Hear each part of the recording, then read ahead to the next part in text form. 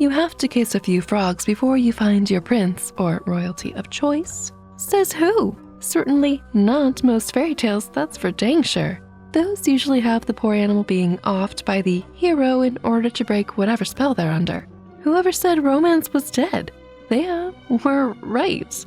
After reading hundreds of fairy tales, seriously, that's what I do on my other channel, a bit late, check it out, I can say that rarely do I encounter a story that goes from dire hopelessness to happily ever after because of a kiss.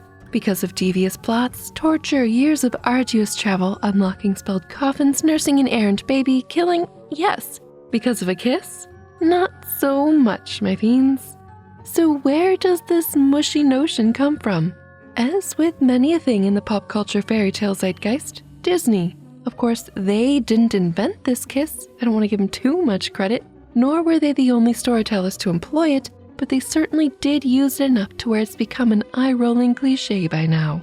It's in their very early work, in their adaptation of Snow White from the Brothers Grimm's version, but absolutely de-grimmed, we see as the evil queen is checking her grimoire for the perfect spell to end the inconveniently too pretty Snow White. Right there is the antidote for her poisoned apple, love's first kiss. Right there in a presumably old grimoire. Love's first kiss can foil this multi-step spell? What? And of course that actually happens in Disney's version of the story. The beautiful Snow White, somehow alive and rosy and not at all emaciated after nearly a year without food, is preserved and perfect and kept alive by the poisoned apple bit that she ate. Princey Pooh comes along, sees how beautiful she is, unmoving and basically undead, and just can't help himself and plants a big old love's first smooch on the sleeping beauty.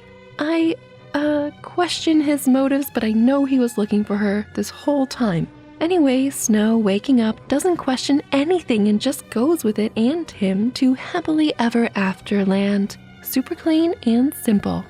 Now I really must question the motives of the king's son in Disney's source material, the Brothers Grimm. Yes, we covered this before, right here, check it out. But in one of the Grimm brothers' tellings, it's not a kiss that wakes up the sleeping Snow, but as her cart is loaded onto her father, the king's wagon, it jostles the bit of stuck apple that was clogging her windpipe for years, and she is revived. Yes! If only the dwarves knew the Heimlich maneuver back in Once Upon a Time times, this story wouldn't be tragic. Anyway, in another version of their tale, the prince, captivated by the preserved dead kid's beauty, decides he must have it, his words, and strong-arms the reluctant dwarves into letting him take the body. He kinda has extremely questionable R-rated motives here, and Snow Glass Apples puts the questionable motive perfectly into words and pictures. The apple bit somehow, gets dislodged, and the 13-year-old girl wakes up and the amorous prince is then like, oh, okay, you're up? Wanna get married, I guess? Happily ever after. In another version of the Snow White type story, this from Giambattista Basile, which predates the Grimms, the body of a 7-year-old is sealed up in 7 coffins for 7 years. Once all those seals are broken, she awakens, aged up 7 years, and is abused mercilessly by her uncle's new wife. Eventually, the truth comes out about who she is, and she regains her place of honor in her uncle's house and eventually marries a man of her own choosing. That's a happily normal ever after, minus the unnatural comb and glass coffin preserving the girl for that long. But no kiss here, anywhere in the story. In another fairy tale, The Glass Coffin, a captive princess is released from her imprisonment spell after a random tailor breaks the seal of an underground glass chest she is trapped in. An evil sorcerer had been keeping her down there in the buff until she would marry him. Gross. However, in both of these tales, no kiss is required to break the spells, just unsealing glass boxes for some fairy-esque reason. Disney's continued use of the clean and simple true love's kiss solution to end sleep and other types of curses is in nearly everything they produced for a while. The true love's kiss is everywhere, rewriting older tellings of the tales in the minds of newer generations where Disney animations are an immense cultural touchstone that's really tough to ignore, depending on where you live. Belle's breaking the beast spell in Disney with the declaration of love? We wish it were that simple in the older versions. Marriage, breaking fingers, journeying to the ends of the worlds? Yes. In older tellings of the story, La Belle et la Bête, Belle has to agree to marry the Beast Prince after finding out his true kind nature after living with him for months. Not so bad. The second she agrees to marry him, a hidden fairy transforms everything, including the prince, to be wonderful. I guess it was wonderful all along. Happily ever after. In other older fairy tales, where the man is cursed to be an animal, be it a polar bear like in East of Sun, West of Moon, or as a pig in The Enchanted Pig, or even older myths, the lover, in these cases a woman, has to go through great lengths to win back her companion. In The Enchanted Pig, in particular, a kiss would have been too easy to solve the cursed pig prince's plight. I mean, if having nightly R-rated sleepovers, kissing, making a baby, etc. didn't do it, true love's kiss seems a little weak, right? Right. Instead, when she breaks her word and unintentionally worsens the curse, she has to trudge to the ends of the world and beyond, wearing 3 pairs of iron shoes out, all while pregnant, in order to find her love. That's not enough though, oh no. She has to chop off her own finger to complete a ladder to be able to climb into her pig husband's new tree home. And even then, he's not really about to forgive her. So the whole journey could have been a big bust. Also, somewhere along her journey, she birthed a child alone. This is a lot more work than a good old smooch. Anyway, the whole family reunited, the pig prince decides that yes, her love for him is good enough, I guess, and they go on to be a happy family. The end. True love's kiss would have shorted us out of this epic quest, but the heroine would have kept her fingers and feet intact? And the same is true for East of Sun, West of Moon, where the lady who breaks her polar bear companion's confidence and unwittingly perpetuates his curse has to catch lifts from the winds to find his other palace, and once there, jump through even more hoops to reclaim him from his new fiancé. Sheesh, it's a lot of work. These years-long journeys and mere promise to wed seem tame and manageable compared to how other fairy tales end curses. In Disney's The Little Mermaid, Ursula gives Ariel 3 days to get Prince Eric to kiss her with the kiss of true love. Otherwise, she'll turn back into a mermaid and will be Ursula's forevermore in her new form. Dire deal, sure, but it's just a kiss. In Hans Christian Andersen's original work, The Littlest Mermaid, it's either marriage to the prince she obsessively stalked or else killing him. Yeah, pretty stark difference there. To fulfill the deal and later to break the deal. Way more interesting than a mere kiss. Anguish, character development, oh my. Her original trade with the admittedly fair and square sea witch is to get legs. But in order to use them, it will feel as though she's walking on shards of glass with each step. Ouch. In spite of this, she becomes the most graceful dancer in an attempt to woo the prince to the altar, because that's how she'll gain an immortal soul, something only a human male can give. Which has me asking a lot of questions, but there's no time limit here like there is for Ursula's 3-day deal. It's more of a pain tolerance threshold until she can get the prince to think to marry her, which kind of sounds worse, honestly, because it's not just physical pain that the littlest has to endure. Her feet hurt like dagger wounds every time they touch the ground, absolutely. But the prince piles on the emotional pain too, even if he doesn't know it. He keeps the littlest mermaid around as a pet while he goes off wooing another princess. That's a dagger puncture to the heart for sure. All is lost when he marries this other princess, and the littlest mermaid is doomed to her soulless seafoam ending. For in this tale, mermaids don't live on after they die, they just become foam. But her mermaid sisters also make a deal with the sea witch. If she kills the prince on his wedding night, she can be a mermaid again and have her normal 300-year aquatic lifespan. But killing him while he sleeps, of course, she cannot do because love, and throws herself overboard instead.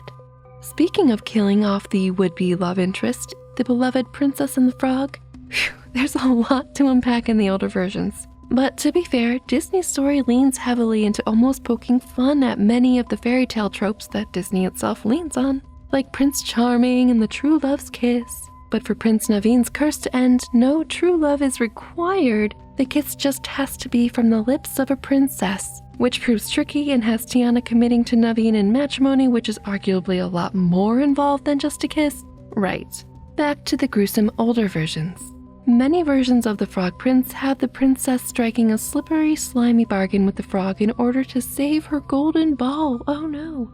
He asks her to love him, let him eat off her plate, sleep in her bed for 3 days and nights. It's pretty invasive.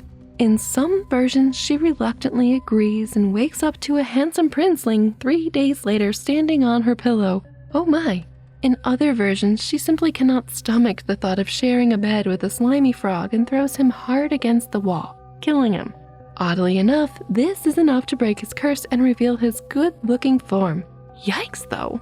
But the necessity of killing the enchanted or cursed animal is not uncommon. In the simply adorable and perfect fairy tale, The White Cat, absolutely recommend giving this one a listen. Cat parades, need I say more? The youngest prince needs to find suitable gifts for his father, the king. He keeps returning to the unknown-to-be bespelled White Cat's palace for assistance when, on the 3rd visit, she asks him to kill her. I'm not sure this is something I could have done, but he does, revealing the most wonderful fairy princess. Another tale, The Golden Bird, has a wise and helpful fox that guides the hero to rescue a princess, among other things. The fox only asks as a thanks for all his help that the hero kill him. Reluctantly he does, and the fox is revealed to be another important person to the tale, cursed to roam in this form until slain, which brings up some story plot holes, but that's for another time. True Love's Kiss sure sounds like a cop-out when compared to these hardcore gory requirements here. For fun, while we're on to hardcore curse breaks, I'll mention Prince Lindworm, where a peasant woman has to basically dom this snakish prince, who has eaten every other previous bride by the way, into shedding all his skins until he is a blob, that then becomes human. Happily ever after! I do like that tale though. And of course, no discussion or dissection of True Love's Kiss is complete without diving into Sleeping Beauty. This one gets super uncomfortable, just so you know, but I'll start off easy. The admittedly tame version is that the princess, who was cursed to sleep for 100 years as magical damage control, was, well, simply uncursed after said 100 years. Easy peasy. The spell is up, the curse is over, no kiss. The kind fairy who did bespell her so did arrange for a handsome prince to be at her side when she awoke, and apparently gave her naughty dreams of what to, do and how to converse with this prince upon awakening from her beauty sleep. They really click and then get married, and then have to fight a beastly carnivorous hungry for babies in the literal sense, mother-in-law, but that's outside the scope of this kissing discussion. So that was the Perrault version, which, okay, yes, Disney said they got inspiration from, but theirs is really more in line with the Grimm's version, which still does not feature a curse-ending kiss. A stolen kiss, yes, but not a curse-ending True Love's Kiss. Here, the Princey Pooh sees the pretty princess sleeping, kisses her, then walks away. Then she wakes up after the 100 years are up and he just so happens to be in the room. A stolen kiss? A pretty big coincidence, but no True Love's Kiss here either. Which leaves us with Basiles. Again, gross. Ready? In this version, the unfortunate Princess Talia is dead. She got a piece of flax lodged under her fingernail as was foretold, so lights out, and her body is left in an abandoned country estate. A random king swings by and has his way with the body in what has to be one of the grossest and most generous interpretations of True Love's Kiss that I'd care to encounter. Anyway, apparently she's not dead because Talia's body pops out some twins, but she still is dead because the fairies are keeping the babies alive, positioning them in the Milky Way? So she's making milk. Fairy tale logic, my friends. Anyway, when the girl baby mistakes Talia's finger for a nip, she accidentally dislodges the bit of flax and Talia wakes up and is like, sweet, I have babies? Not what the absolute heck? So we could say that this curse ends when a baby kisses mom's finger, which I think is stretching the word kiss a bit, and this baby is only here because some scoundrel king kissed a dead body, really stretching the word kiss here, gross. The story by no means ends here, but you can watch this video here to see its unhappily ever after ending and or listen to the full tale on the second channel. But yeah, Disney's True Love's Kisses sure sanitize stories and keep fairy tales PG, right? So if you weren't overexposed to the Disneyfied stories, you know this stuff is par for the creepy course, of course.